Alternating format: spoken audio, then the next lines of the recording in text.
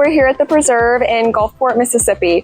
We're just down the street from so many amazing shops, restaurants, parks, and so much more. This community features some amazing amenities such as a fitness center, a swimming pool, and a clubhouse. Today, we'll be looking at a 2-bedroom, 2-bathroom unit. Let's go take a look.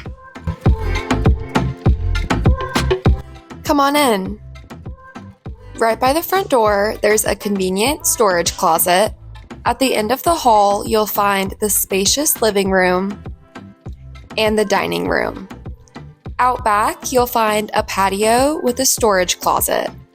Back inside is the fully equipped kitchen, which has lots of storage. Off of the living space, you'll find the primary bedroom, which includes a large closet and an ensuite bathroom with the vanity area. The second bedroom is located right off of the living room and features a closet and a bathroom that connects back out into the hallway, so it's perfect for guests. There's also a washer and dryer tucked away in a closet. Inside the clubhouse, you'll find a large seating area, a coffee bar, a community kitchen, and a modern fitness center. Outside, you'll find a large swimming pool.